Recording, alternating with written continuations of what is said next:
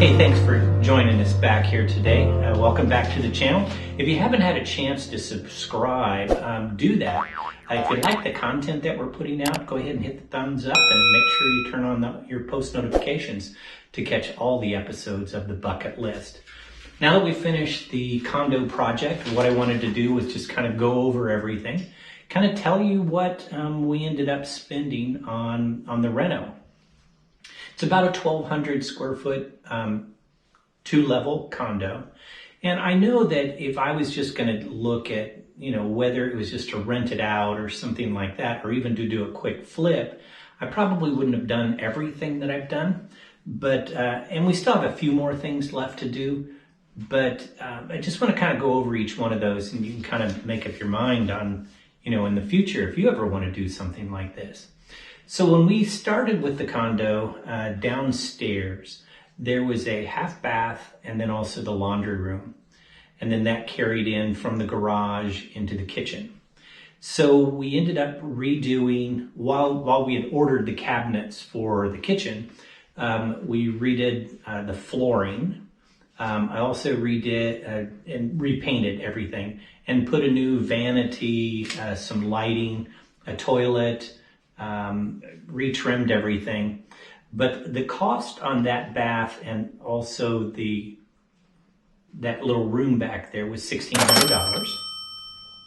When we got into the kitchen, we took all the cabinets down and we donated them to Restore.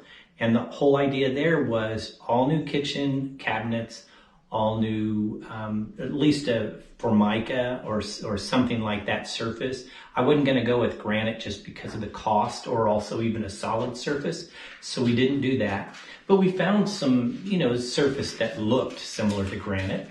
We put a new sink, new faucet, a new dishwasher, put a new dishwasher in, but everything else we could keep.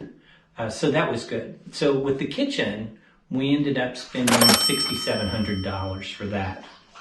Now in the living room, which also included a fireplace, we had a fireplace that we redid, but then all the paint in all of those rooms, the floor, which it didn't cost much to purchase it because it was just that laminate. We did all of those rooms and also paid somebody to do it.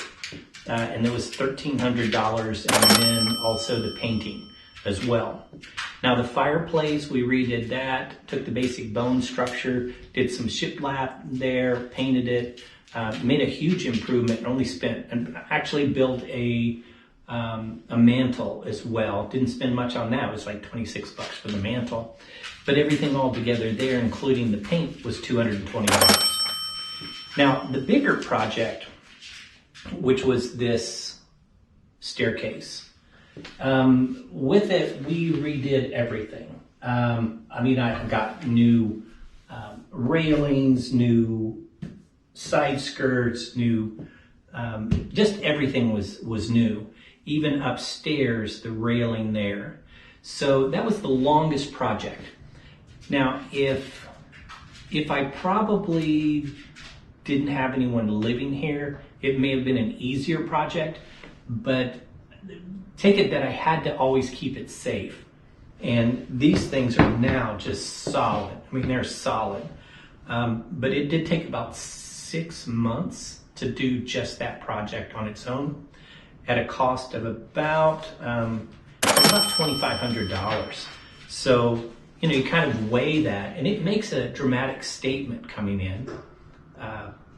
So, it does show that it is more modern looking. So I think it was well worth it. The rest of the paint upstairs in the bathrooms and the 2 bedrooms, that was $200. And then the 2 baths up there. Now, everything was replaced in that, with exception of the shower. And that's one of the projects in the summer that I'll end up doing. But the vanities, there's 2 vanities, 2 toilets, flooring, that actually what we did is the flooring from the kitchen in that area, I just bought I had enough. So we were able to do the rest of that. But those 2 baths upstairs were $24. So we wanted to come in at a budget of about $15,000, and I really didn't do too bad. It came into like, 14,920, or we kind of rounded. It's really kind of like 1520, somewhere in that range if I round everything. So we really did really well. Now we did have two unforeseen items that did happen. One, and it really wasn't unforeseen. The water heater was really old. I think it was over 10 years old. And we just felt that it needed to be replaced. And, especially if you've got a renter in who's, depending upon that water. So we just went ahead and had that done. Now I also had them put a spigot in the garage as well, or actually redo a spigot so that it would work. And the cost on that was $890.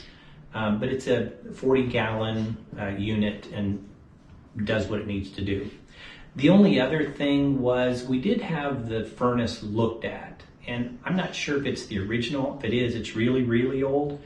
But it was looked at when we purchased it, and they said it was fine. There wasn't any problems. The air conditioning unit is a fairly new system from that standpoint. But we had to do a repair on the furnace, which was about $525. So, if you really look at it, about 16 something is what we have in the condo.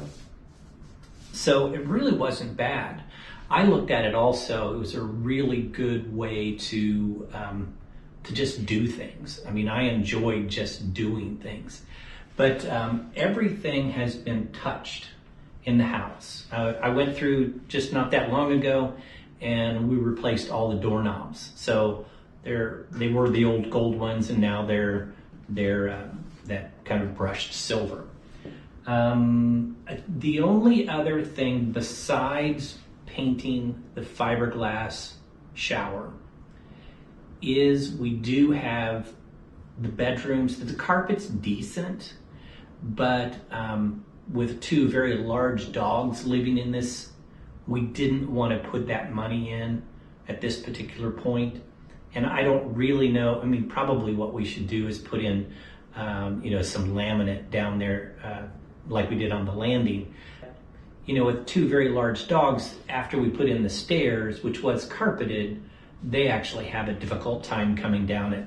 And so that's probably not a really good idea. But as soon as, they leave and we put it up for sale, then we'll just, right before, we'll have the carpet put in. And we probably will do carpet at that point because it just kind of softens that area up there. So, all in all, I think that it was a really good use of money. I know that we'll get our money back out of it. It made this space really nice. Would we do this if we were going to live here? We probably would have upgraded a lot of things that we did. But I really learned a lot out of this. I only had two instances where I had to go to the emergency room, one of those dock in the box, because I filleted this one finger doing these railings here because I cut it pretty deep. And then I had a knife out and I was cutting something else and filleted this one here. So both visits, this one here had 7 stitches. This one here didn't have as many, had I think 3 or 4, but still got a little emergency runs out of it as well. So that's it. Thanks for watching. Make sure you subscribe if you can. Also hit that thumbs up. Turn on your post notifications as well to catch all the episodes of the Bucket List Project. Thanks for watching.